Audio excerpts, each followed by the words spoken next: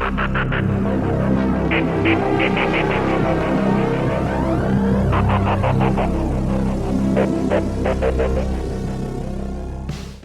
back to Wrestling with Horror. My name is Andrew Dreamer, and 2022 is coming to an end in just a few days.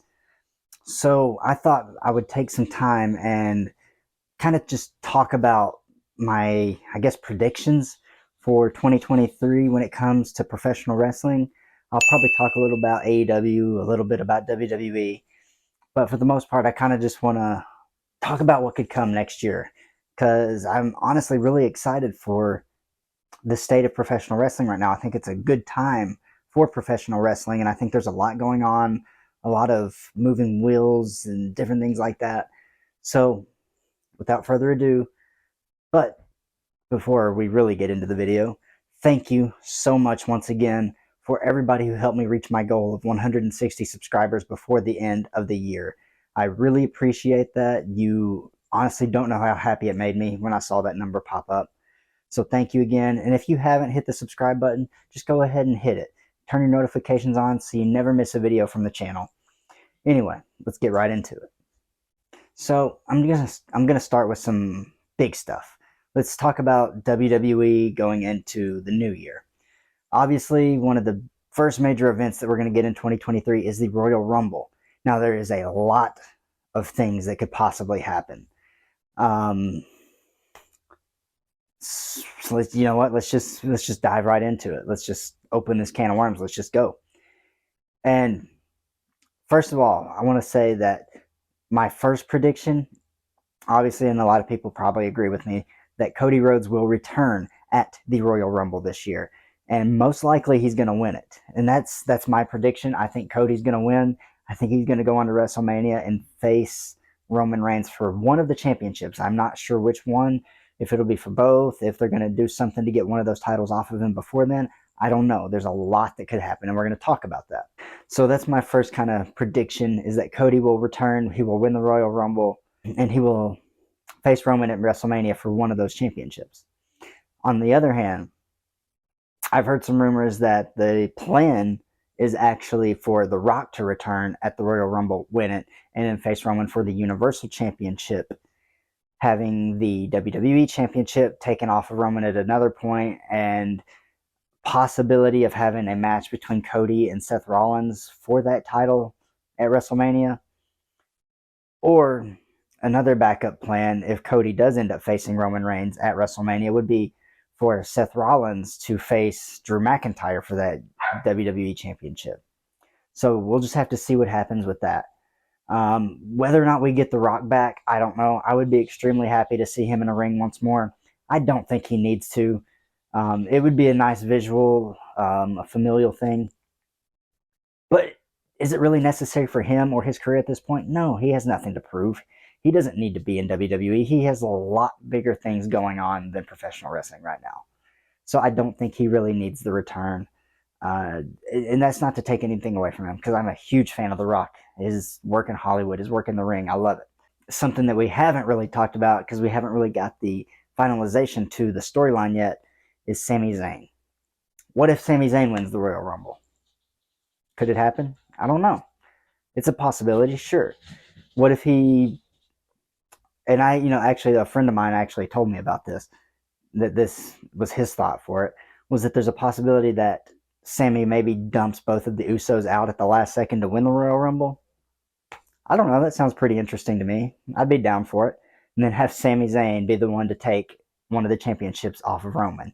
That would be poetic. That makes for good TV. That makes for good pay-per-view buys. Well, I guess they're not pay-per-view buys anymore. They're Peacock subscriptions, but whatever. Nonetheless, I think those numbers are going to be really good.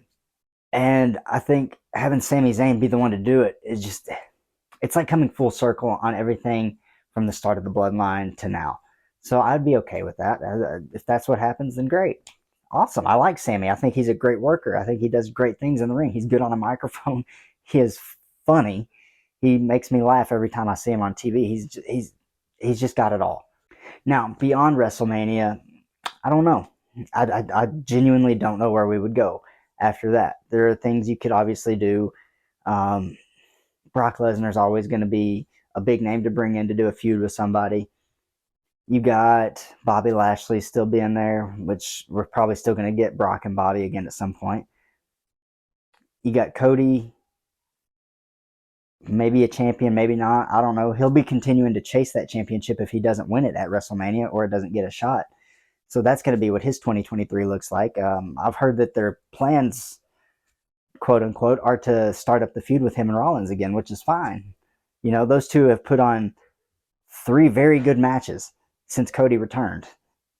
And obviously, I think the best one is the Hell in a Cell match.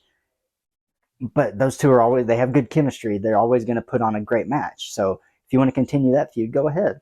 All right, now I'm going to switch over to AEW just for a minute. I don't really have a whole lot of predictions about AEW at the moment. Well, I'll give you this prediction. I predict that MJF is going to hold that championship for all of 2023 going into 2024. And I think that's going to be a part of the bidding war of 2024. And I think that that's probably something that they should do. I think that's a good idea. I would love to see how that plays into it. The possibility of him leaving with the title just like other people have in the past. Now, as far as everybody else, we're still going to get Bryan Danielson facing MJF at some point. We're going to get Ricky Starks continuing to be pushed. I think you got to put a title on him at some point. The man is just fantastic. Wardlow is still going in his feud with Samoa Joe. We're going to get the conclusion to that maybe, and maybe they'll keep it going. I don't know. Jade Cargill is going to have to lose at some point. I don't know when or to whom, but she will lose at some point. So you've got that feud going on. You got Britt Baker and her and Jamie Hayter's thing going on, and who knows when they're going to implode, but that's going to happen at some point, probably in the next year. Moxley's going to continue to put on banger after banger, fighting everybody that he can get his hands on. What's going to happen with the Blackpool Combat Club, I don't know, but I enjoy seeing them all together. Chris Jericho is going to find a way to evolve again, just like he always does, and stay on top of his game and continue to look better with age as he does. He looks just as good now in the ring as he ever has, and he's genuinely one of the best workers that I've ever seen in my life, and also one of my favorite wrestlers of all time as well.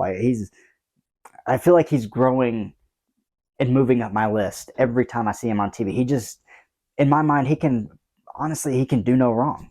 But this is going to be my biggest prediction of this video. So if you have made it this far, thank you. This is it. CM Punk is going to return to AEW. For how long? I don't know. Will he continue to be a long-term placement there? Probably not, but I think he's going to come back and do at least one more match.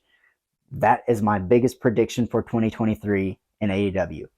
Now, again, switching over, Impact is probably going to keep pushing forward their storylines with Bully Ray, Tommy Dreamer, with Josh Alexander, and everybody else that they've got on their roster. Their roster is actually really, really good, and I don't think that they get recognized enough, but they have put together a good roster, and they've got some good TV as well. Same thing goes for Ring of Honor. I think Tony Khan has some big plans for Ring of Honor in the coming year. We're going to get not really a TV deal, but they're going to be doing a lot with Honor Club, and I think that's a good idea. From what I've heard, they're doing pretty well with pay-per-view buys for Ring of Honor so far, so I'm happy to hear that. I always like hearing that. But right now we've got Claudio Castagnoli as the Ring of Honor champion, and I think he's a phenomenal champion. He's a very good wrestler. He's one of the pound-for-pound strongest people in the world in the professional wrestling business for sure. And the things that he can do in the ring, there's a reason they call him the Swiss Superman. And you know what, he proves it every time he's in there. So I think that Ring of Honor is going to continue to get more exposure, and I think that's a good thing as well. That's honestly kind of all I've got to talk about right now. So let me know down below what your predictions for 2023 are. What's going to happen in WWE? What's going to happen in AEW? Are we going to get any people jumping ship from company to company? It's probably going to happen, but let me know who you think is going to jump ship. Until next time, my name is Andrew Dreamer, and I will see you next time on Wrestling with Horror.